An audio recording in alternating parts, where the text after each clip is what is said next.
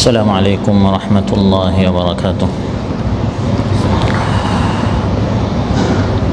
الحمد لله الذي خلقنا فسوانا ومن علينا فهدانا وأطعمنا وسقانا وكفانا وآوانا وعافانا، وأشهد أن لا إله إلا الله وحده لا شريك له شهادة تنجينا في دنيانا وأخرانا، وأشهد أن سيدنا ونبينا محمدا عبد الله ورسوله أرسله ربه بالحق وبسنته هدانا، صلى الله تعالى عليه وعلى آله وصحبه صلاة يزول بها ما أهمنا وأشقانا، وتنزل بها البركة على ما رزقنا وأعطانا. أما بعد فأعوذ بالله من الشيطان الرجيم. بسم الله الرحمن الرحيم. وشجرة تخرج من طور سيناء تنبت بالدهن وصبغ للآكلين। আল্লাহ তাআলা ইরশাদ করেন, এবং আমি সৃষ্টি করি একটি গাছ, একটি বৃক্ষ, যা জন্মে সিনাই পর্বতে, সিনাই পাহাড়ে। এতে উৎপন্ন হয় আহারকারীদের জন্য তেল ও তরকারি। দোহা জাদিদের এই মসজিদে আয়োজিত আজকের এই পবিত্র দার্সে উপস্থিত প্রাণপ্রিয় আমার দিনদার ইমানদার মুসল্লি ভাইরা, সূরাতুল মুমিনুন থেকে একটি মাত্র আয়াত, ২০ নম্বর আয়াত তিলাওয়াত করে এর সহজ সরল বাংলা অনুবাদ উপস্থাপন করলাম। এই একটি আয়াতের আলোকে আমরা আল্লাহ তাআলার সৃষ্টি বৃক্ষ সম্পর্কে, গাছ সম্পর্কে আলোচনা করব। বিশেষ করে আলোচ্য আয়াতে আল্লাহ তাআলা জাইতুনের গাছ সম্পর্কে আলোচনা করেছেন, যার ফল তরকারি বা আচার রূপে ব্যবহার করা হয়, আবার জাইতুন পিষে তেল বের করা হয়। এসব বিষয়ে আল্লাহ তাআলা আমাদেরকে নিয়ামত স্বরূপ দান করেছেন, আল্লাহ তাআলা আলোচনা করেছেন। আমরা এই বিষয়ে আলোচনা উপস্থাপন করব ইনশাআল্লাহ।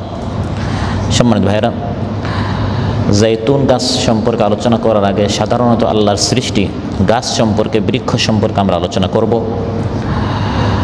আল্লাহ তাআলা আলোচ্য আয়াতে ইরশাদ করেন, ওয়াশাজারা, আর বৃক্ষ আর গাছ। গাছ হচ্ছে আল্লাহর একটি সৃষ্টি এবং পরিবেশ বন্ধু। মানুষের জীবনের জন্য এই গাছের অনেক প্রয়োজনীয়তা। আমরা শ্বাসের মাধ্যমে যে ময়লা ফেলে দিই, গাছ সেটা গ্রহণ করে। আমাদের বেঁচে থাকার জন্য গাছের প্রয়োজন রয়েছে। কোরআনের মধ্যে আল্লাহ তাআলা ইরশাদ করেন যে এই বৃক্ষ আমি সৃষ্টি করেছি তোমাদের জন্য। শুধু বৃক্ষ নয়, যত সৃষ্টি, এই সব মাখলুকাতকে আল্লাহ তাআলা মানবের সেবার জন্য, মানব সেবার জন্য আল্লাহ তাআলা সৃষ্টি করেছেন। وسخر لكم ما في السماوات وما في الأرض جميعا منه إن في ذلك لآيات لقوم يتفكرون। আল্লাহ তাআলা ইরশাদ করেন, এগুলো সব আল্লাহর পক্ষ থেকে নিয়ামত, যা আসমান সমূহ এবং যা জমিন সমূহে রয়েছে, এগুলো তোমাদের জন্য নিয়োজিত। হে মানুষ, তোমার খিদমতের জন্য এগুলো আমি সৃষ্টি করেছি। চিন্তাশীলদের জন্য এখানে চিন্তার খোরাক রয়েছে। গাছের কাণ্ড, উদ্ভিদ, গাছের ফল, গাছের জড়, গাছের ডালপালা, লতাপাতা, গাছের শিকড়, গাছের শস্যদানা, গাছের বীজ, গাছের বাগান। কোরআনের মধ্যে আল্লাহ তাআলা ইরশাদ করেন, মাতাআল লাকুম ওয়া লিআনআমিকুম। এই সব কিছু হে মানুষ তোমাদের আর তোমাদের গবাদি পশুর খাবার হিসাবে, উপকারিতার জন্য, নিয়ামত স্বরূপ আমি আল্লাহ তাআলা পয়দা করেছি। আসমান সমূহ এবং জমিন সমূহে যত মাখলুকাত, বিশেষ করে গাছ, এর কথা আল্লাহ তাআলা কোরআনের মধ্যে উল্লেখ করেছেন যে এই গাছসমূহ আল্লাহর সামনে অনুগত, আল্লাহর সামনে সর্বক্ষণ সাজদারত অবস্থায় রয়েছে। এই পৃথিবীতে যত গাছ আছে তারা মূলত আল্লাহর সামনে সাজদারত অবস্থায় রয়েছে। ألم تر أن الله يسجد له من في السماوات ومن في الأرض والشمس والقمر والنجوم والجبال والشجر والدواب وكثير من الناس আল্লাহ তাআলা ইরশাদ করেন, তুমি কি দেখো না আসমান সমূহ এবং জমিন সমূহে যত মাখলুকাত আছে, ইয়াসজুদু সবাই সাজদা করেছে আল্লাহর সামনে। বিশেষ করে ওয়াশ-শামসু সূর্য, ওয়াল কামারু চাঁদ, ওয়ান নুজুমু তারকারাজি, ওয়াল জিবালু পাহাড় সমূহ, ওয়াশ-শাজারু গাছ সমূহ, ওয়াদ দাওয়াব বিচরণশীল সকল মাখলুকাত আল্লাহর সামনে সাজদারত অবস্থায় রয়েছে। ওয়ান নাজমু ওয়াশ-শাজারু ইয়াসজুদান, সূরাতুর রহমান আল্লাহ তাআলা ইরশাদ করেন, ওয়ান নাজম তারকাসমূহ, ওয়াশ-শাজার গাছসমূহ, ইয়াসজুদান তারা আল্লাহর সামনে সাজদারত অবস্থায় রয়েছে। পাহাড় এবং গাছের সাজদা কিভাবে হয়?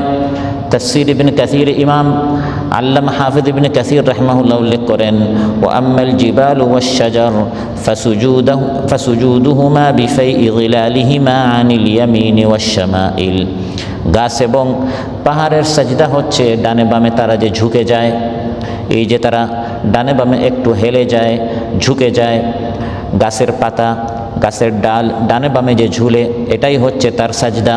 সুবহানাল্লাহ। গাছ মুআদ্দিনের আযানের আওয়াজ শুনে এবং কিয়ামতের দিন মুআদ্দিনের পক্ষে সাক্ষী দিবে। ইবনে মাজাহ এসেছে, আবু সাঈদ খুদরী রাদিয়াল্লাহু আনহু বলেন, ইযা কুনতা ফিল বাওয়াদি ফারফা সাওতাকা বিল আযান, তুমি যখন আযান দিবে, বিশেষ করে সমতল ভূমিতে, মরুভূমিতে, মরুপ্রান্তে যখন তুমি আযান দিবে, উচ্চস্বরে তুমি আযান করবে, আযান দিবে।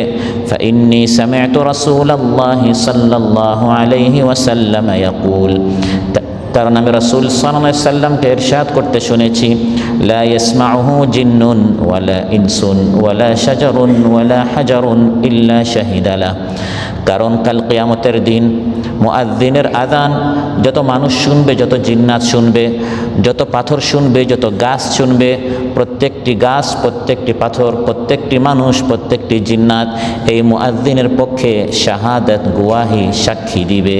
সুবহানাল্লাহ। হাজি যখন হজ করতে যায়, মুআতামির যখন উমরা করতে যায়, তারা যখন তালবিয়াহ পাঠ করে লাব্বাইক আল্লাহুম্মা লাব্বাইক, রাসূল সাল্লাল্লাহু আলাইহি ওয়াসাল্লাম ইরশাদ করেন, হাজি সাহেবের এই তালবিয়ার সাথে সাথে যত গাছ পাথর আশেপাশে থাকে তারাও তার সাথে তালবিয়া লাব্বাইক লাব্বাইক পড়তে থাকে। তিরমিজি ইবনে মাজাহ এসেছে, قال رسول الله صلى الله عليه وسلم ما من مسلم يلبي, যখন কোনো মুসলিম তালবিয়া পাঠ করে, তালবিয়া বলা হয় লাব্বাইক বলাকে, পুরা জিকিরটাকে আরবিতে লাব্বাইক, এই যে পুরা জিকির লাব্বাইক আল্লাহুম্মা লাব্বাইক লাব্বাইক লা শারীকা লাকা লাব্বাইক ইন্নাল হামদা ওয়ান নি'মাতা লাকা ওয়াল মুলক লা শারীকা লাক, এটাকে আরবিতে এক কথায় তালবিয়া বলা হয়। আলহামদুলিল্লাহকে তাহমিদ বলা হয়, সুবহান আল্লাহকে তসবিহ বলা হয়, লা ইলাহা ইল্লাল্লাহকে তাহলিল বলা হয়, লা হাওলা ওয়ালা কুওয়াতা ইল্লা বিল্লাহকে হাওকালা বলা হয়, ইন্না লিল্লাহি ওয়া ইন্না ইলাইহি রাজিউনকে ইস্তিরজা বলা হয়।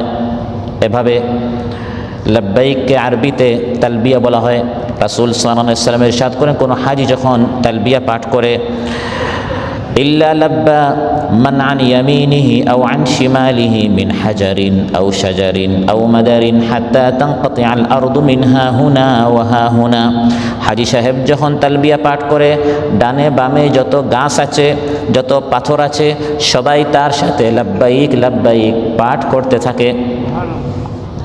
এই গাছ তারা টের পায়, ইমানদার ব্যক্তির আগমনে তারা খুশি হয়, ইমানদার ব্যক্তির চলে যাওয়ায় তারা কান্না করে, পাপিষ্ঠ গুনাহগার ব্যক্তির আগমনে তারা ক্ষুব্ধ হয়, তারা কষ্ট পায়, আর পাপিষ্ঠ ব্যক্তির পৃথিবী থেকে চলে যাওয়ায় তারা খুশি হয়। এজন্য বলা হয়, এমন জীবন করিও গঠন, মরিলে হাসিবে তুমি, কাঁদিবে ভুবন। এই ভুবনে যত কিছু আছে, আসমান, জমিন, পাহাড়, পর্বত, গাছ, সবাই তারা টের পায়। কোরআনের মধ্যে আল্লাহ তাআলা ইরশাদ করেন, ফামা বাকাত আলাইহিমুস সামাউ ওয়াল আরদু ওয়া মা কানু মুনযারিন। ফিরআউন মারা যাওয়ার কারণে কোরআনে আল্লাহ বলছেন, আসমান জমিন তার জন্য কান্না করে নাই।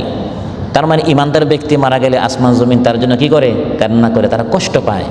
আসমান জমিন এবং তাতে যত মখলুকাত আছে, বিশেষ করে গাছ সম্পর্কে রাসূল সাল্লাল্লাহু আলাইহি ওয়াসাল্লাম ইরশাদ করেন, বুখারী মুসলিমের বর্ণনা, মুররা বিজানাজাতিন আলান নবী সাল্লাল্লাহু আলাইহি ওয়াসাল্লাম। একদিন মহানবী সাল্লাল্লাহু আলাইহি ওয়াসাল্লামের সামনে একটি জানাজা, একটি লাশ নেওয়া হলো। মহানবী সাল্লাল্লাহু আলাইহি ওয়াসাল্লাম সংক্ষিপ্ত দুটি কথা বললেন, মুস্তারিহুন ওয়া মুস্তারাহুন মিন। হয় সে আরামে, হয় এই লাশ, এই ব্যক্তিটি সুখে আছে, বা মানুষ তার থেকে আরামে, মানুষ তার থেকে সুখে। এই দুটি কথা তিনি বললেন। আশপাশের লোকেরা জিজ্ঞাসা করলো, ইয়া রাসূলুল্লাহ, মাল মুস্তারিহু ওয়াল মুস্তারাহু মিন। আমরা কথাটি বুঝলাম না। আপনি বললেন হয় সে সুখী বা মানুষ তার থেকে সুখে, হয় সে শান্তিতে আছে বা মানুষ তার থেকে শান্তিতে, হয় সে আরামে বা মানুষ তার থেকে আরামে। কথার অর্থ কি? রাসূল সাল্লাল্লাহু আলাইহি ওয়াসাল্লাম ইরশাদ করলেন, আল আবদুল মুমিনু ইয়াস্তারিহু মিন নাসাবিদ দুনিয়া ওয়া আযাহা ইলা রাহমাতিল্লাহ। ইমানদার ব্যক্তি এই দুনিয়াতে কষ্টে থাকে, যখন সে মারা যায় তখন সে চির সুখ, চির আরামের জান্নাতে চলে যায়, আল্লাহর রহমতে চলে যায়। এই জন্য তখন সে সুখী হয়। এই লোকটা যদি ইমানদার হয়ে থাকে তাহলে এখন সে আরামে, এখন সে সুখী হয়েছে। ওয়াল আবদুল ফাজিরু ইয়াস্তারিহু মিনহুল ইবাদ ওয়াল বিলাদ ওয়াশ শাজার ওয়াদ দাওয়াব। আবার পাপিষ্ট, কাফির, নাফরমান বান্দা যখন মারা যায় তখন সে আরামে নয়, বরং মানুষ তার থেকে বরং তার মৃত্যুতে মানুষ আরাম পায়। আল ইবাদু ওয়াল বিলাদু ওয়াশ শাজারু ওয়াদ দাওয়াব। রাসূল সাল্লাল্লাহু আলাইহি ওয়াসাল্লাম বলেন, মানুষ, দেশবাসী, গাছপালা, তরুলতা, পাথর, বৃক্ষ সবাই তার থেকে আরাম পায়। যাক, লোকটা মারা গেছে, এই লোকটা যদি বেঁচে থাকতো, সে যেখানে বেঁচে থাকতো সেখানে সে হয় হত্যা করত, বা খুন খারাপি করত, জিনা ব্যভিচার করত, গীবত চুগলখড়ি করত, গান বাজনা শুনত, এভাবে কোনো একটি গুনাহের কাজ করত, যার ফলে আশপাশের পরিবেশ তারাও গুনাহের এই ধ্বনি, গুনাহের এই দৃশ্য তাদের দেখতে হতো, শুনতে হতো। এই জন্য তারা কষ্ট পেত। এই লোকটা মারা যাওয়ায় সবাই খুশি হয়। এমনকি গাছ সম্পর্কে মহানবী সাল্লাল্লাহু আলাইহি ওয়াসাল্লাম ইরশাদ করেন, গাছও খুশি হয়। সুবহানাল্লাহ। তাহলে এই গাছ ইয়াসজুদান, তারা আল্লাহর সামনে সাজদারত অবস্থায় আছে, অর্থাৎ তারা সবসময় আল্লাহর ইবাদত করে, আল্লাহর আনুগত্যশীল বান্দাকে তারা ভালোবাসে, এবং যারা বিদ্রোহী, যারা নাফরমান, তাদেরকে এই গাছ ঘৃণা করে। রাসূল সাল্লাল্লাহু আলাইহি ওয়াসাল্লামের উপর গাছ, বৃক্ষ তারা ঈমান এনেছে এবং ঈমানের প্রমাণ তারা দিয়েছে। ইবনে মাজাহ এসেছে, একদিন মহানবী সাল্লাল্লাহু আলাইহি ওয়াসাল্লাম দাওয়াতি কাজ করেছেন মক্কাতুল মুকাররমায়। কাফির মুশরিকেরা রাসূল সাল্লাল্লাহু আলাইহি ওয়াসাল্লামকে কষ্ট দিতে দিতে তার শরীর মুবারকের উপর তার আঘাত করলো, রক্তে রঞ্জিত করলো। মহানবী সাল্লাল্লাহু আলাইহি ওয়াসাল্লাম এত কষ্ট পেলেন, রক্তাক্ত অবস্থায় তিনি বসে পড়লেন, ভারাক্রান্ত দিল নিয়ে, ব্যথিত মন নিয়ে তিনি বসে আছেন, চিন্তিত, বিষণ্ণ। এমন সময় জিবরিল আলাইহিস সালাম এসে মহানবী সাল্লাল্লাহু আলাইহি ওয়াসাল্লামকে সান্ত্বনা দিচ্ছেন এবং বললেন, মালাক ইয়া রাসূলুল্লাহ, আপনার কী হলো? তিনি বললেন, ফাআলা বি হাউলাই ওয়া ফাআলু, আমার কওম আমার সাথে এই আচরণ করেছে, এই আচরণ করেছে। আমি দাওয়াতি কাজ করতে গেলাম, তারা আমাকে রক্তে রঞ্জিত করলো। জিবরিল আলাইহিস সালাম বললেন, আতুহিব্বু আন উরিয়াকা আয়া, আপনি কি চান আমি এখন আপনাকে একটি মুজিজা দেখাবো? কাফির মুশরিকরা আপনার উপর ঈমান আনে না, তাতে কী হয়েছে? এই গোটা বিশ্ব যে আপনার পক্ষে আছে, আমি কি চাক্ষুষ আপনাকে একটি প্রমাণ দেখাবো, মুজিজা দেখাবো? মহানবী সাল্লাল্লাহু আলাইহি ওয়াসাল্লাম ইরশাদ করলেন, নাআম আরিনি, আপনি আমাকে একটি মুজিজা দেখান। ফানাযারা ইলা শাজারাতিন মিন ওয়ারাইল ওয়াদি, সামনে যে মাঠ ছিল, মাঠের শেষ প্রান্তে একটি গাছ ছিল।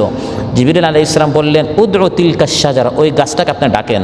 ফাদাআহা ফাজাআত তামশি হাত্তা কামাত বাইনা ইয়াদাইহি, মহানবী সাল্লাল্লাহু আলাইহি ওয়াসাল্লাম মাঠের শেষ প্রান্তে যে গাছ ছিল, গাছটাকে কাছে আসতে বললেন।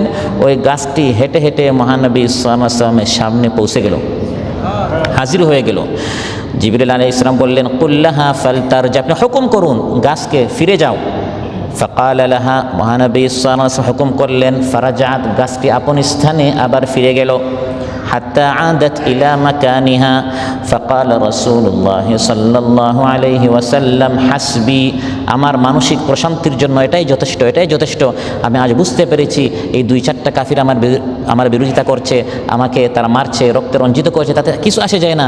পৃথিবীর কুল মাখলুকাত আমার পক্ষে, গাছকে হুকুম করার সঙ্গে সঙ্গে সে আমার সামনে হাজির হয়ে গেল।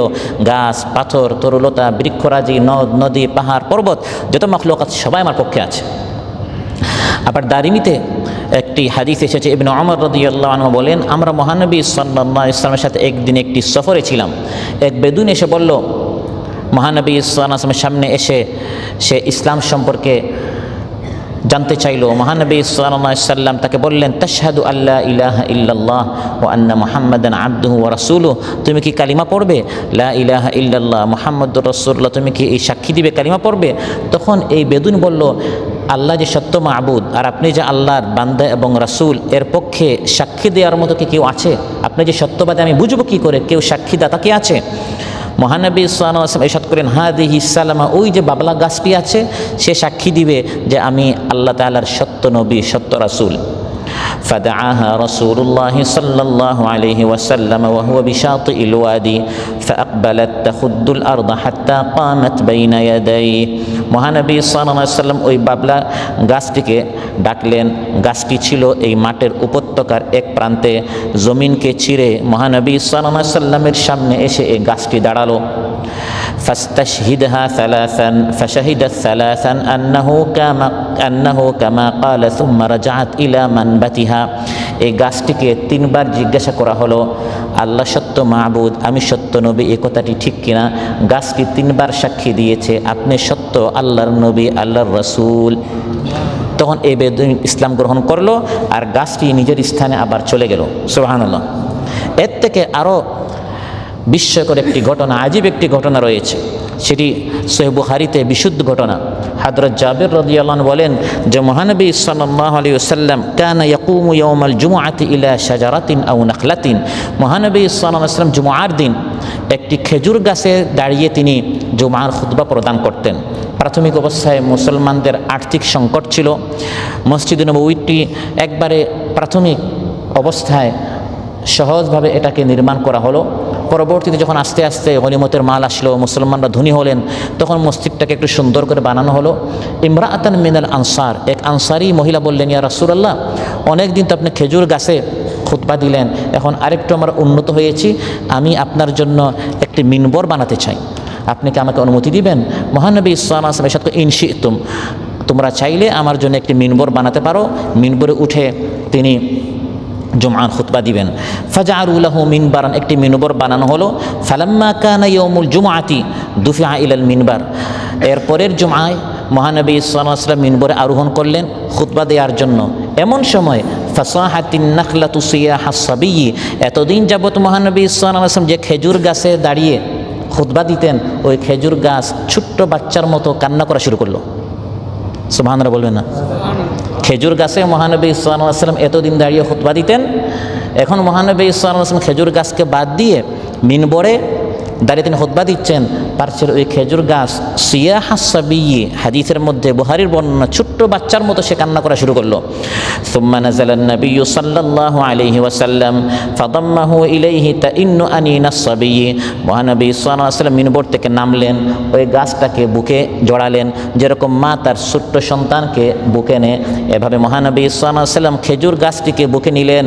আল্লাযী ইউসাক্কান, যেরকম ছোট্ট বাচ্চাকে শান্ত করা হয়, যেভাবে তাকে সান্ত্বনা দেয়া হয়, চুপ করানো হয়, বাবা আমি তোমাকে চকলেট দিব, একটু চুপ করো, এভাবে মহানবী সাল্লাল্লাহু আলাইহি ওয়াসাল্লাম সুন্দর করে এই গাছটাকে থামালেন। তারপর ইরশাদ করলেন, কানাত তাবকি আলা মা কানাত তাসমাউ মিনাজ যিকরি ইনদাহা, এতদিন তার কাছে যে জিকির করা হতো, আলোচনা করা হতো, খুতবা দেয়া হতো, নবীর স্পর্শ সে পেত, এখন নবীর স্পর্শ থেকে আমি মাহরুম হয়ে গেলাম, বঞ্চিত হয়ে গেলাম, এটা গাছ টের পাচ্ছে, খেজুর গাছ নবীর বিরহে সে কান্না করছে। সুবহানাল্লাহ। শেষ জামানায় গাছ পাথর মুসলমানদের পক্ষে অবস্থান নেবে। সহিহ মুসলিম এসেছে, লা তাকুমুস সাআ হাত্তা ইউকাতিলাল মুসলিমুনাল ইয়াহুদ, শেষ জামানায় চূড়ান্ত একটি লড়াই হবে মুসলমান এবং ইয়াহুদদের মধ্যে। ফায়াকতুলুহুমুল মুসলিমুন, এবং সেখানে চূড়ান্ত বিজয় হবে মুসলমানদের। এক পর্যায়ে মুসলমানরা সমানে ইহুদিদেরকে হত্যা করবে।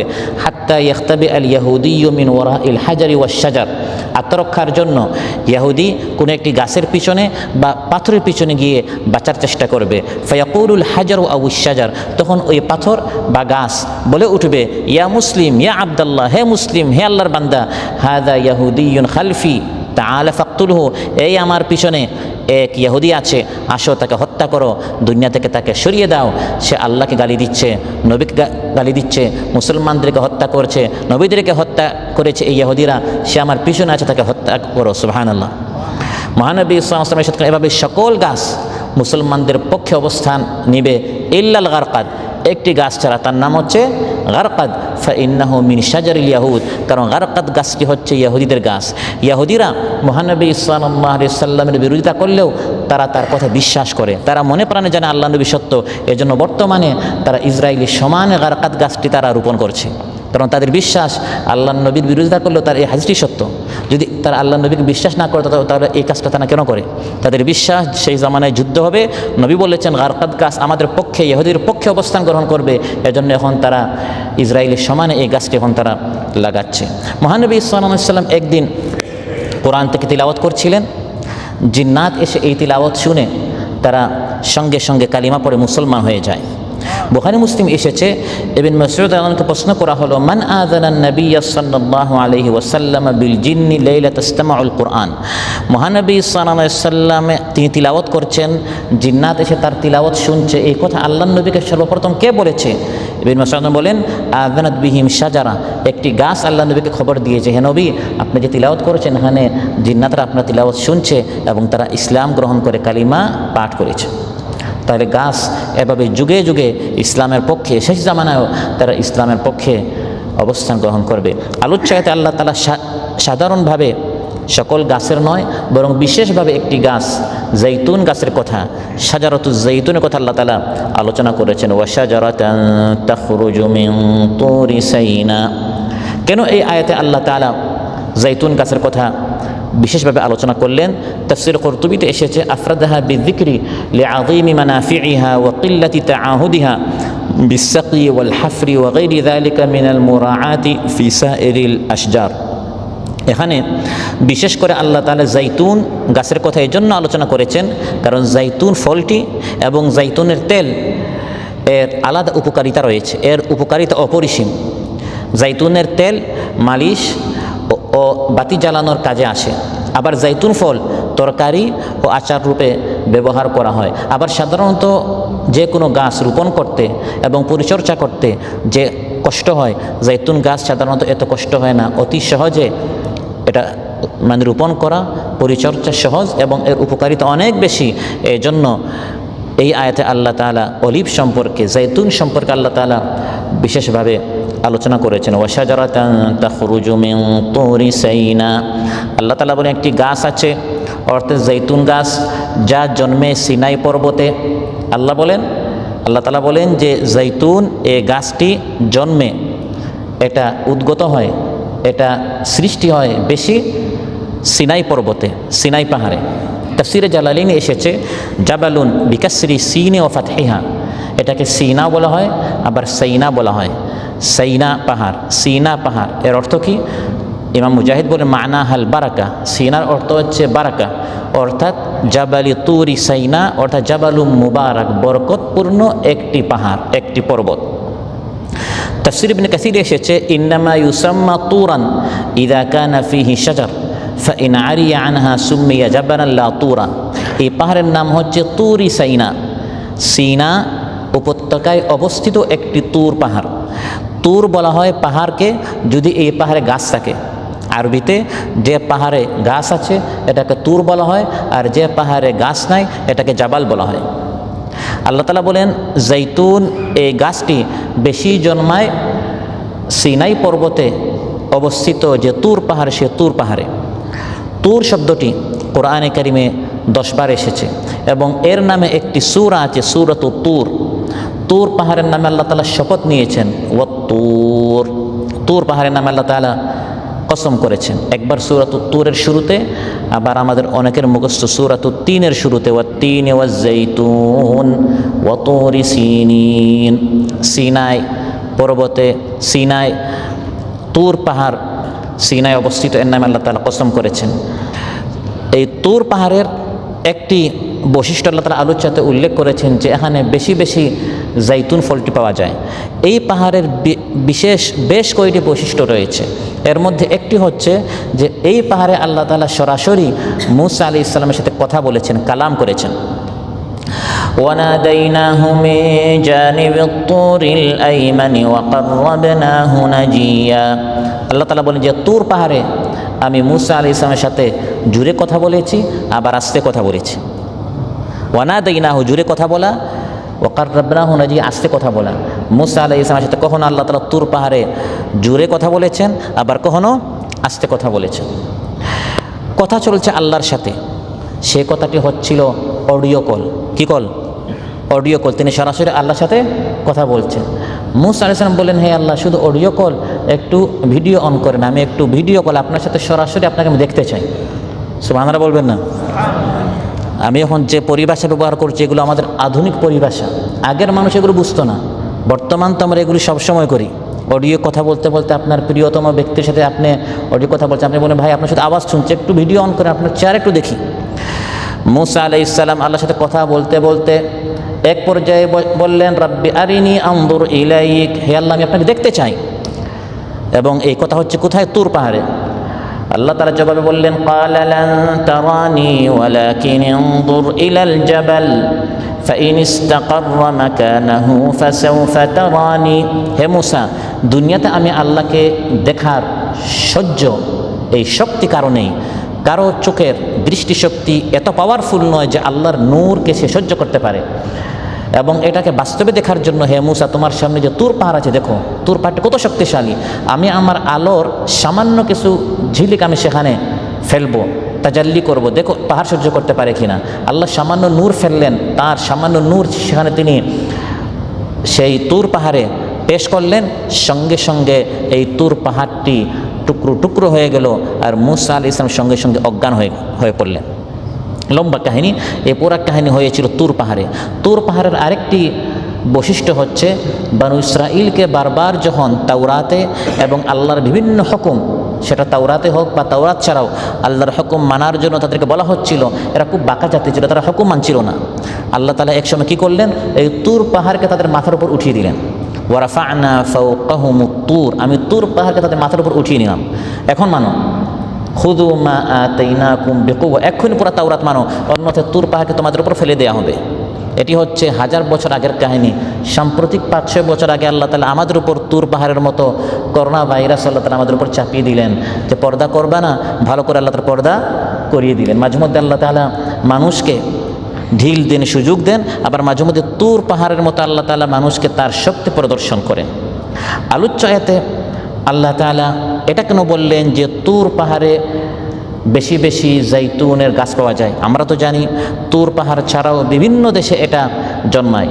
তাফসীরে এসেছে, কারণ বিশেষ করে সিনাই পর্বত ও তার আশেপাশের এলাকায় জাইতুন গাছের ফলটি একটু বেশি পাওয়া যায় এবং সেখানে প্রথম গাছটি সেখানে ছিল, এই জন্য এখানে আল্লাহ তাআলা উল্লেখ করেছেন। অন্যথায় তুর পাহাড় ছাড়াও অন্যান্য জায়গায় পাওয়া যায়, তবে সেখানে একটু বেশি পাওয়া যায়। আবার ইমাম মুকাতিল বলেছেন, লিআন্না আউওয়ালাজ জাইতুন নাবাতা বিহা, কারণ প্রথম জাইতুন গাছটি তুর পাহাড়ে জন্মেছিল। এই জাইতুন গাছের অনেক বৈশিষ্ট্য আছে। অলিভ যেটাকে আমরা বলি জাইতুন, তাফসীরে বাগাবীতে এসেছে, আজ জাইতুন আউওয়ালু শাজারাতিন নাবাতাত ফিদ দুনিয়া বাদাত তুফান। নূহ আলাইহিস সালামের জামানায় যে বিশাল প্লাবন, বন্যা দেখা দিয়েছিল, পুরা পৃথিবী ধ্বংস হয়ে গেল, সর্বপ্রথম যে গাছ পৃথিবীতে সৃষ্টি হলো সেটা হচ্ছে জাইতুন গাছ। এই জাইতুন কোরআনে কারিমে 6 বার এই শব্দটি আল্লাহ তাআলা উল্লেখ করেছেন, এই ফলের কথা আল্লাহ তাআলা উল্লেখ করেছেন, এবং জাইতুন ফলের নামে আল্লাহ তাআলা কসম করেছেন, যে একটু আগে আমি পড়েছি, ওয়াত্তিনি ওয়াজ-জাইতুন। আল্লাহ তাআলা সাধারণত সব কিছুর নামে শপথ করেন না, গুরুত্বপূর্ণ বিষয়ের নামে শপথ করেন। জাইতুনের নামে আল্লাহ তাআলা শপথ করেছেন। আর কোরআনে কারিমে যখনই আল্লাহ তাআলা তার নিয়ামত সমূহের কথা উল্লেখ করেন, সাধারণত জাইতুনের কথা আলাদাভাবে আল্লাহ উল্লেখ করেন, যে স্মরণ করো আমি তোমাদেরকে জাইতুন নামক একটি ফল দিয়েছি।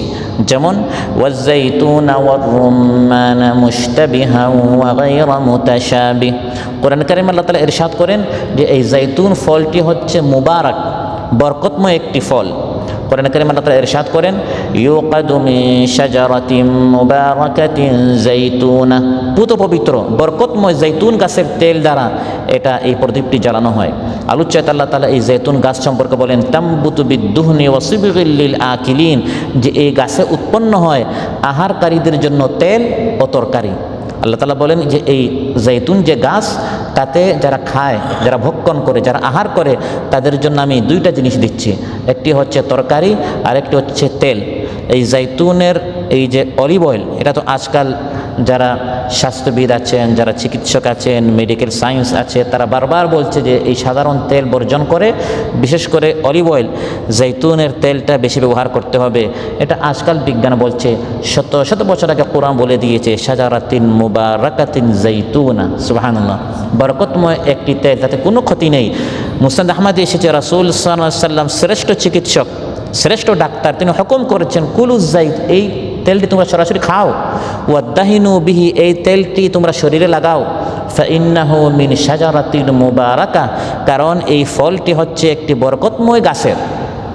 আল্লাহ বলেন শুধু খাবারের জন্য নয় আর শুধু তেলের জন্য নয়, ওয়াসিবিগিল লিল আকিলিন, এটাকে তরকারি হিসাবেও আমি তোমাদের জন্য সৃষ্টি করেছি। সুবিগ বলা হয় রঙকে, এখানে তরকারিকে সুবিগ রং বলা হয়েছে, যেহেতু রুটিকে সবুজকে তরকারিতে ডুবিয়ে এটাকে রঙের মতো রাঙ্গানো হয়। অর্থাৎ ভালো করে এই তেলটা তোমরা বেশি করে ব্যবহার করো, তাতে অনেক উপকারিতা আছে। এই হুকুমটি আল্লাহ তাআলা করেছেন, স্মরণ করে দিচ্ছেন এই গাছ সম্পর্কে, এই বরকতময় গাছ সম্পর্কে, তার নিয়ামত সম্পর্কে। আল্লাহ সুবহানাহু ওয়া তাআলা আমাদের সবাইকে বেশি বেশি করে তার নিয়ামতসমূহ সম্পর্কে জানার, বুঝার, আমল করার তৌফিক দান করুন। তার নিয়ামতসমূহের শুকরিয়া আদায় করার আমাদের সবাইকে তৌফিক দান করুন। শাকিরিন, যাকিরিন, সাবিরিন বান্দাদের মধ্যে আমাদের সবাইকে শামিল করুন। আসসালামু আলাইকুম ওয়া রাহমাতুল্লাহি ওয়া বারাকাতুহু। সুবহানাকাল্লাহুম্মা ওয়া বিহামদিকা আশহাদু আল্লা ইলাহা ইল্লা আনতা আস্তাগফিরুকা ওয়া আতুবু ইলাইক।